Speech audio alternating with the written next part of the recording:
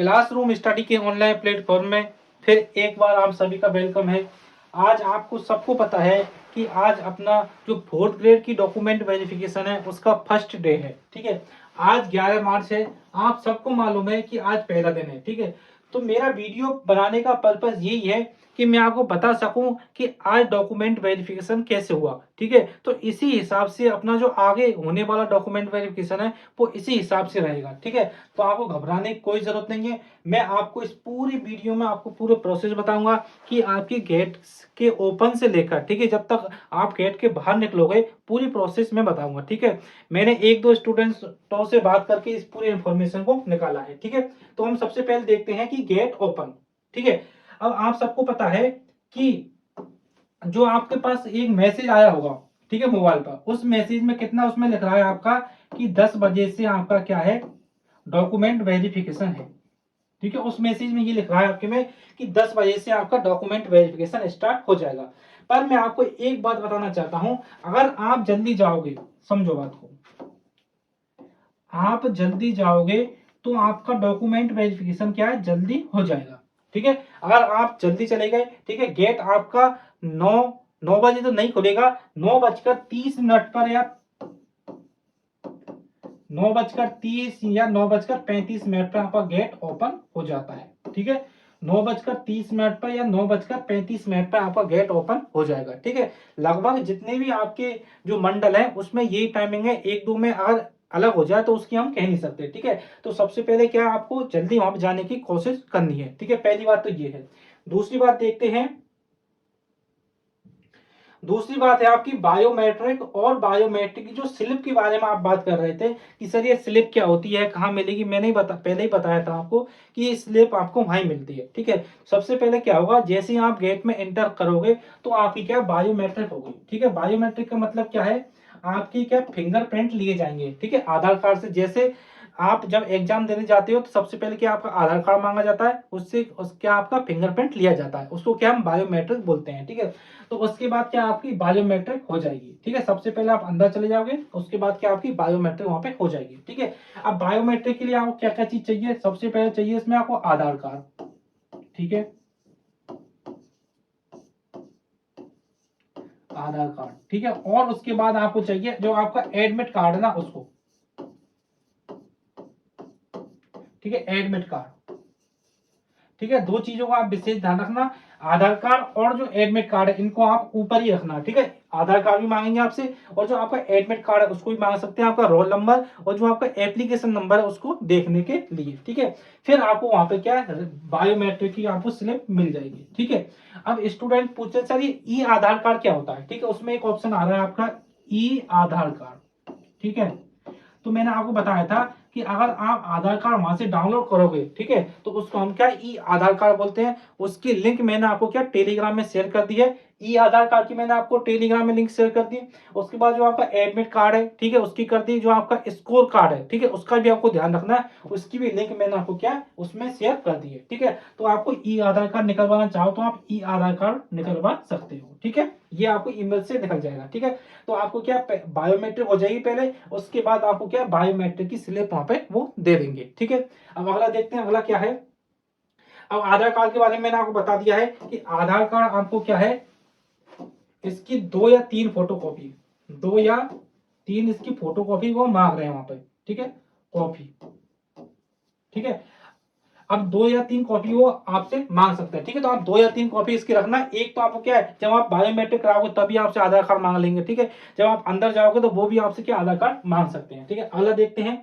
अगला क्या है कि चेक लिस्ट कब और कैसे भरनी है, इस बात को आपको ध्यान रखना है कि चेक लिस्ट आपको घर से भर के ले जानी है कि वहां भर के ले जानी है। अब आपको मैं बता देता हूँ कि जो आपकी चेक लिस्ट है, ठीक है, उसको समझो पहले आप कि चेक लिस्ट अपनी इस तरह की है। ठीक है, इस तरह की जो चेक लिस्ट है, सबसे पहले आपको यहाँ पे अपना फोटो लगाना है उसमें। ठीक है, फोटो लगा दिया, उसके बाद जो इसमें जो इन्फॉर्मेशन, जैसे आपका नाम हो गया, आपके पिताजी का नाम, ईमेल आईडी, मोबाइल नंबर, जो सब कुछ इन्फॉर्मेशन आपको भरनी है।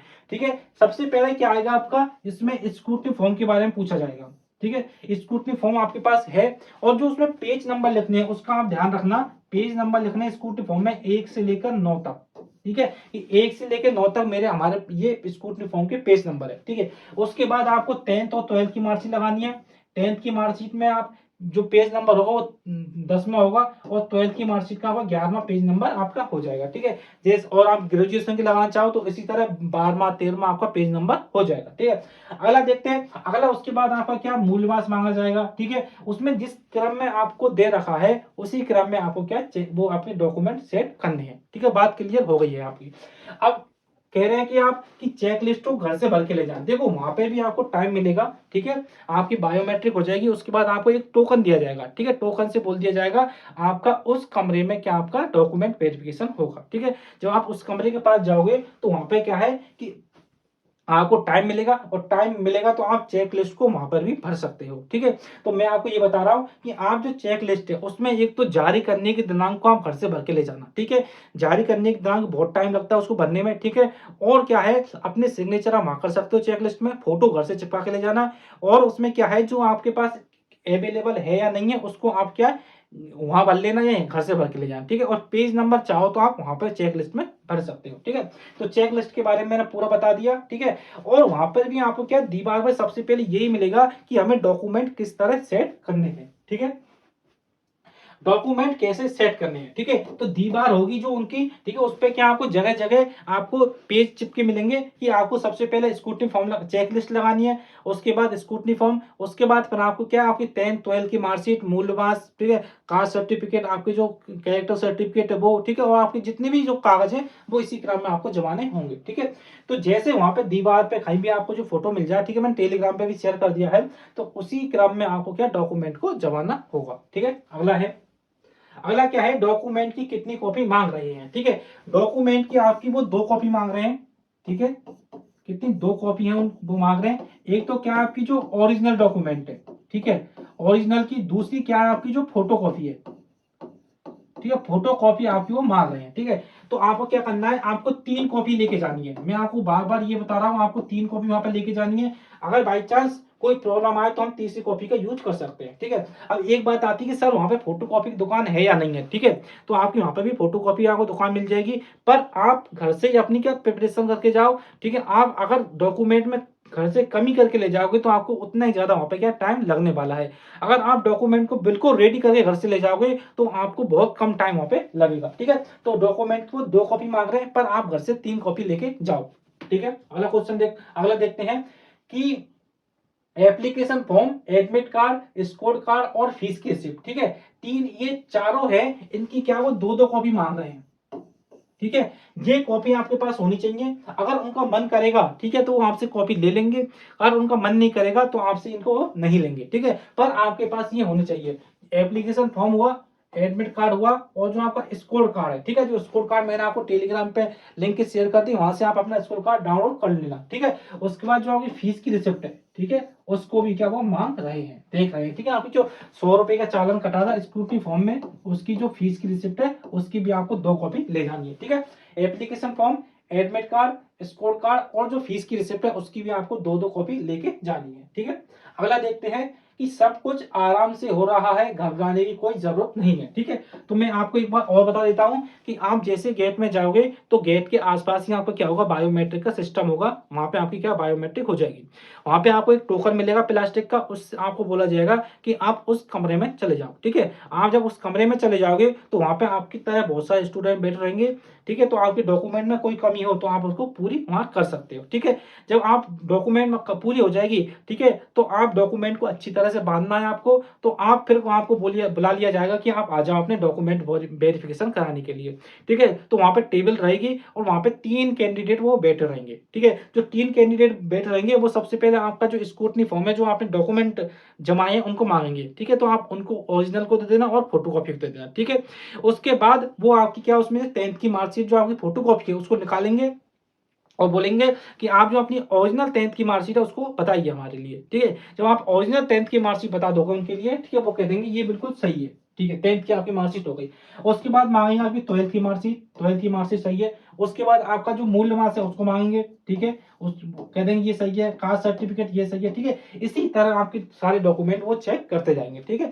जब आपके डॉक्यूमेंट सारे चेक हो जाएंगे, ठीक है, तो जो आपका स्क्रूटनी फॉर्म है उसमें जो लिख रहा है आपका डीबी ऑफिसर सिग्नेचर, वहां वो सिग्नेचर अपने कर देगा। ठीक है, जब सिग्नेचर हो जाएंगे तो वो आपसे बोल देंगे कि आपका डॉक्यूमेंट वेरिफिकेशन हो चुका है। ठीक है, तो फिर आप वहां से क्या वापस आ जाना। ठीक है, तो ये पूरी आपकी क्या प्रोसेस रहने वाली है। फिर भी आपको कोई प्रॉब्लम आए, ठीक है, तो मैंने आपसे बोल दिया है कि आप मुझे नई वीडियो कमेंट कर देना। ठीक है, तो ये पूरी प्रोसेस आपकी रहेगी कि आप मुझे टेलीग्राम पे डीएम कर सकते हो। ठीक है, और वीडियो आपको अच्छी लग रही तो आप चैनल को जरूर सब्सक्राइब करें और वीडियो को लाइक कर दें। Thank you.